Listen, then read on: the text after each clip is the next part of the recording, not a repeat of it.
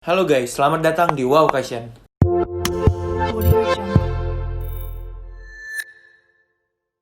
Di pembahasan Occasion kali ini, kita akan membahas mengenai dibukanya kembali Hagia Sophia sebagai masjid setelah 86 tahun lamanya menjadi museum. Namun, dibukanya kembali Hagia Sophia sebagai masjid ini menimbulkan cukup banyak pro dan kontra dari berbagai kalangan. Sejumlah organisasi muslim seperti The Maghrib Arab Union dan organisasi-organisasi lainnya sangat bersemangat mendukung langkah dari Presiden Tayyip Erdogan ini untuk dibukanya kembali Hagia Sophia sebagai masjid. Pihak-pihak ini menyebut bahwa momen ini menjadi langkah sejarah atau peristiwa bersejarah dalam Islam. Namun, kontra juga berasal dari berbagai kalangan, salah satunya adalah Paus Fransiskus yang mengaku sangat sedih atas perubahan status Hagia Sophia yang kembali dibuka sebagai masjid. Polemik ini tidak terlepas dari sejarah panjang selama 15 abad terakhir, yang mana Hagia Sophia menjadi saksi bisu sejarah yang berlangsungnya transisi antara rezim Konstantinopel yang kini menjadi Istanbul, yang mulai dari pagan Kekaisaran Bizantium sebagai penganut Kristen Ortodoks hingga Kesultanan Ottoman atau Utsmaniyah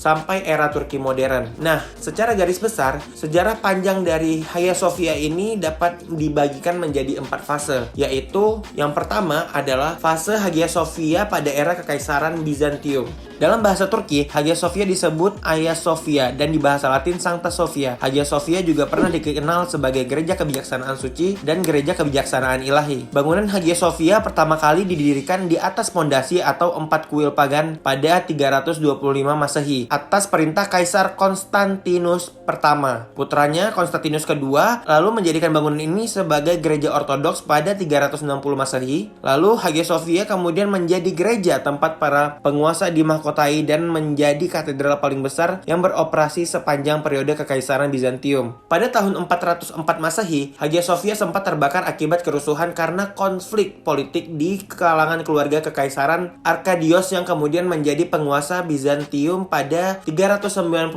sampai 408 Masehi. Selepas Arkadios mangkat, penerusnya Kaisar Theodorus kedua membangun struktur kedua di Masjid Hagia Sophia. Di bangunan ini ditambahkan 5 nave dan jalan masuk khas gereja yang dibangun atapnya terbuat dari kayu. Lalu pembangunan gereja Hagia Sophia berlanjut di masa kekuasaan Justinian pertama pada 532 Masehi. Perbaikan dilakukan karena Hagia Sophia rusak akibat rusuh yang terjadi saat revolusi Nika. Setelah kerusuhan yang melanda Konstantinopel itu, Justinian pertama memerintahkan arsitek terkenal pada masanya, Isidoros atau Milet dan Anthemios atau Tralles untuk mendirikan ulang bangunan Hagia Sophia. Pada masa Kaisar Justinian pertama inilah yang paling masyhur diakui sebagai fondasi awal dari Hagia Sophia yang sekarang demikian terkenal. Kubah yang menaungi Hagia Sophia juga diklaim sebagai kubah bangunan terbesar kedua setelah Gereja Pantheon di Roma. Bangunan ini dianggap warisan arsitektur terpenting di era Bizantium dan merupakan bagian dari monumen warisan dunia. Hagia Sophia pada era Kesultanan Ottoman pada 1453, era Kekaisaran Bizantium pun berakhir karena ditaklukkan oleh Sultan Mehmed atau Mehmed kedua dari Kekaisaran Ottoman. Setelah Sultan Mehmed kedua menaklukkan Konstantinopel, masuklah kita kepada fase kedua, yaitu status Hagia Sophia dikonversi menjadi masjid. Nama Hagia Sophia masih dipertahankan oleh Sultan Mehmed kedua, sebagaimana arti kata Sophia dalam bahasa Yunani adalah kebijaksanaan. Maka arti lengkap dari Hagia Sophia adalah tempat suci bagi Tuhan. Sultan Mehmed kedua mempertahankan kesucian Hagia Sophia dan hanya mengubah status fungsinya dari gereja menjadi tempat ibadah umat Islam. Saat berubah menjadi masjid di era Mehmed kedua, banyak musik dan lukisan bercorak Kristen yang menghiasi bangunan Hagia Sophia ini, lalu ditutupi dan diplester. Seniman kaligrafi terkenal pada masa itu adalah Kazazker Mustafa Izzat yang kemudian menguraikan tulisan Allah Subhanahu wa taala dan Nabi Muhammad SAW serta 4 khalifah pertama dan 2 cucu Rasulullah SAW di beberapa bagian interior Hagia Sophia. Struktur bangunan Hagia Sophia memperoleh sentuhan arsitektur Islam, misalnya mihrab yang kemudian dibangun, hingga pendirian 4 menara yang digunakan untuk melantunkan azan. Bangunan seperti madrasah, perpustakaan, hingga dapur umum pun juga melengkapi Hagia Sophia pada masa Ottoman. Pada era Kekaisaran Ottoman ini, Hagia Sophia sempat difungsikan menjadi masjid selama 482 tahun.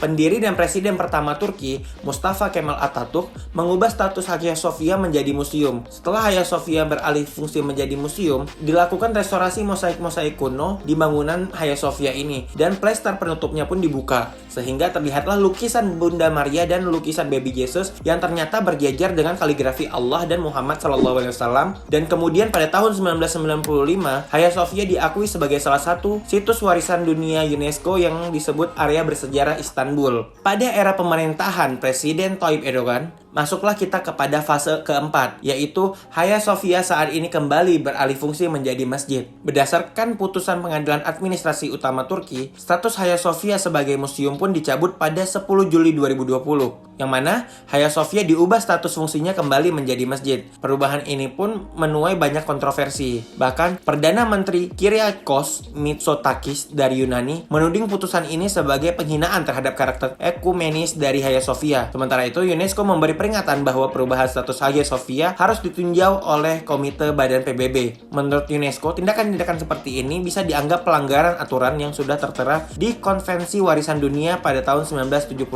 Sementara, Presiden Tayyip Erdogan mengatakan bahwa kebangkitan dari Hagia Sophia ini merupakan salah satu tanda dari pembebasan Masjid Al-Aqsa dan umat Islam yang mulai meninggalkan keterpurukannya. Pada 24 Juli 2020 kemarin, sholat Jumat pertama dilaksanakan di Hagia Sophia. Gedung berusia 1500 tahun ini mendapat sambutan Allahu Akbar atau Tuhan Maha Besar oleh masyarakat di dalam dan di luar masjid yang mengikuti ibadah pertama dalam 86 tahun terakhir. Sekitar 1000 orang diizinkan untuk masuk ke Masjid Hagia Sophia dengan pemeriksaan keamanan yang sangat ketat. Pada saat sholat, lukisan dan ornamen Kristiani akan ditutup dengan tirai dengan menggunakan mekanisme khusus selama sholat.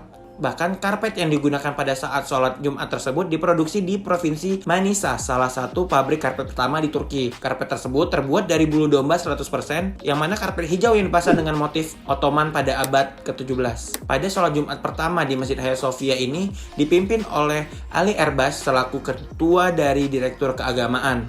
So guys, gimana pendapat kalian mengenai pembebasan Hagia Sophia dan diubah kembali menjadi masjid ini?